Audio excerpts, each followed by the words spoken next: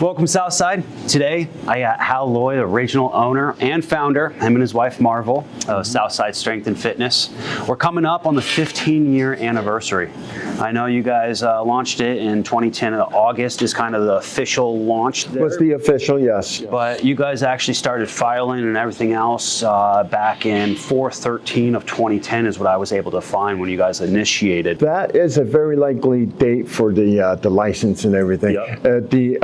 Without going into too many details, the Polaris Athletic Club closed on April the 1st. Okay. Ron Burnett, who was the USAPL state chairman then, paid good money to get the keys for a day to have a powerlifting competition here on the 10th. That was already scheduled and everything. And then I did a little bit of surveys of what to rename the gym because I didn't buy the Polaris Athletic Club. I negotiated with the landlords for the space and the old equipment, which it's good to walk around and see very few, but a couple pieces of original Polaris equipment, that weight assisted chin and dipping apparatus, but most everything was replaced, you know. Yep, over time and stuff like that. You know, so coming up on that anniversary, and it's almost 5 years now, you know, from when we transferred it from you to me. Yes. You know, I wanted to make sure all of our current and old and past members and new members coming in kind of knew the history. You know, I feel like there's a lot of legacy, there's a lot of history, there's a lot of depth to kind of where powerlifting and strength sports and Olympic lifting and bodybuilding here in Alaska came from. And I don't want to lose that history. So I wanted to shoot just a quick interview and share that with everybody and keep that alive and going, especially now as you're coming back into the fold and you know, with powerlifting and stuff like that. So they're going to be seeing you around and just wanted to make sure everyone knew who you were and everything that came with that. Thank you. So, you know, you just touched on it, you know, kind of how Polaris came into Southside Strength and Fitness. You know, what inspired you to take that step forward and say, hey, I'm going to be the guy to do this? Well, I had I was participating in powerlifting as a master's lifter. We had recently moved back to this area from Nome. I moved back to a house a property that I've owned since '86. I can speak to you on that because you're real estate. But we had it on rental market while I was working for the state and Department of Corrections. But that's still a law enforcement capacity with 20-year retirement and all that kind of stuff. So I retired at a pretty young age. What do I do? You know, and then believe it or not, I had really jumped into being a powerlifting coach for Special Olympics. Yeah. But I was looking for a chalk-friendly gym. That's hard to find. And the old Pete City gym on the park strip. They sponsored us and let us work out there, but I took it to Southside in 2000, or excuse me, I took it to Polaris in 2009, and then in 2010 I started training at Polaris, the Special Olympians. But when we had our local competition, I took it to Polaris in 2009. That was my first year coaching Special Olympics, and I started. I knew the owner from back in the '80s when we were both up and coming powerlifters. But that's when I started talking to him about buying it. I knew he was looking for an out. He was done and everything. He wanted to move on. I think he wanted to leave Alaska. The personal things. I'm not gonna. But I didn't. And things needed some serious work and remodeling and everything and cleaning and stuff and so leaving it at that, I waited and it turned out that he was on an eviction notice with the landlords, and I don't want to say anything more than that. He's passed on, so you know. Right. So I didn't purchase Polaris, so therefore I had to change the name. Okay. And daughter, the one that lives in Fairbanks, you know, I just visited her. She had graduated from college that May, so I hired someone to keep the place open for 8 hours a day, sign a waiver, it was free. Okay. And then before and after we were gone for her college graduation, we started tearing into the place. And then I think you probably heard the story that I had a ladder fall, and I was laid up for a while with a head injury. My son Sam, who we lost to cancer in 2020, did a lot of the rebuilding of it, you know. You know, as much as you've improved it, you should have seen what we were working with. You know, so especially completely under a family do-it-yourself capacity. It was all hands, and that was always a lot of memories and a lot of blessings there to think about. Oh, amazing! When you build it yourself and you can pass that down and have that with family, there's a lot that comes with that. Well, that's awesome. You know, what are some of the, you know, biggest challenges you overcame, you know, through the years? I know there's been a handful that we've talked about, you know, whether you want to share all of those or not. What are some of the big challenges you had with running and operating Southside? Well, reputation, doing it a do-it-yourself way is kind of slow. It's a slow way to work through that. Right. And then competitions coming out of the woodwork, whether it's Body Renew or CrossFit, and then there's business-wise, profit-wise, it was never great, but living off of law enforcement retirement and being here all the time was so rewarding. Oh, for sure. Just the relationship. So rewarding, and so a lot of positive feedback from the devoted membership and everything, and trying to keep everything cheap and it's not. So it was a challenge for us. It was basically new to us too, business. Yeah. So. Okay. And before Southside, have you guys ever had any business experience before that? No, absolutely not. Kind of trial by fire, learning as you go. It was a trial by fire, and it was a complete, just not going to sit at home and do nothing. Yeah, for sure. Of course, Marvel had daycare, but that's fine. Yeah. I mean, she had her own daycare business a couple times, different locations, but out of the home though, so it wasn't. And what I'll say is, you know, when we came in and started our conversations about taking over and stuff, it was very apparent the relationships and how much you guys poured into the gym. You know, how the members respected you guys, responded to, you know, conversations with you guys, and I think that respect is still there. I mean, you guys built that up over time. As you talk about slow build, I think that's honestly you know, the best way to go to build those relationships, and they pay off in the long run. You know, what are some of the? I know that you worked with Special Olympics. You helped put on, you know, powerlifting meets, Olympic meets. You know, quite a bit of other things going on. You know, what are a couple of your proudest moments with Southside?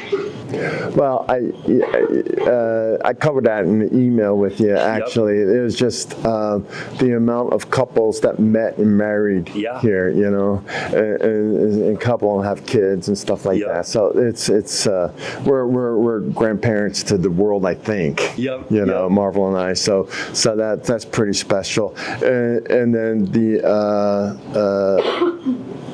the competitions that were run. I mean, it was we were in certain respects a cornerstone that we were always here for that. You know, so. Because you know you're losing a little bit of the use of the gym for the regular membership whenever you have an event like that. So. Yeah, you know, and I think that, you know, being the type of gym and the reputation you have, there's a lot of grace there. with the members when they see events going on and stuff like that. And I think you can only have that grace, when you have that personal relationship and you have that exchange with the members. Well, I know that you're getting back into leadership now. It's been a handful of years, and you're getting back. You took on as the president of USAPL. Well, no, not state chairman. State chairman. Okay, Yeah. state chairman of. Speaking of which, the president of USAPL. This is why I think I related to you earlier that I built up USAW, Olympic lifting, because USAPL was fat. It was taken care. Yeah. Larry's been the USAPL president. Gotcha. For 22 years now. He's Kenai, born and raised. Yep. Okay. And we met him here. He came to the facility here He last showed up month. to help judge. Yeah. Yeah. And so and they've gone a long ways with the bulwark of what they were about is drug-free, steroid-free. Local meets under that banner will have some level percentage of testing, and it was started by, if you don't mind me. Yeah, not a problem. Okay, it was started back in '82 from a sports administrator for I think it was a large Catholic high school or community college. I could be wrong, but his name was Brother Bennett. Okay. Okay, and it disturbed him to see all the young bucks wanting to get on what we used to say back then, get on the sauce. Yep. Okay, and he created completely drug-free, no tolerance, and goes on from there. So. There you go. So that's what we represent. That's awesome. That's awesome. What's that feel like? How are you doing with stepping back into that leadership role? Is there a lot of still the same relationships that you had and reuniting those, or you meeting a lot of new up and coming, young guys? Very good. Shortly after I had a head injury, and was starting the gym, and my son who took over building, the minimum amount of remodeling, the bathrooms and the concrete work and all that. He finally stepped down, and of course I thought I was fine. That's a symptom of a head injury. You think you're fine, but you're not. But still, though, there are some, for lack of a better word, old heads that wanted me to step in as state chairman then when this existing state chairman had his bypass and would step in. And I said, no, I got the gym, I'm busy, it's a little because it's new, it's a little stressful, and I stepped down and someone else younger took it. So now here I am doing it now, and so many, you might say that I'm strong on respect from those who have experience in this, but I'm also very, very humble by current trends, even software issues and social media and all this. And I don't think I would have survived this past 4 months without help from young people. Yeah. Really. And so, and so, yeah, I need them. Yeah. Period. It seems like there's a handful of people who stepped up and really kind of helped fill those shoes. Sure. Oh, and then the mission is so easy at my age to just sit in that chair and look, and sometimes be criticized, sometimes admire, but always talking about the way things were. But no, the mission is to know the young people that are going to be the future of the sport or this local area, to know them personally and see where the lifting's gone and what's behind it. And again, I repeat myself, having assistance with social media, because so much of that's left me behind. I could do Facebook, but that's it, yeah. So. That's awesome, and there's a passing of the torch that happens there.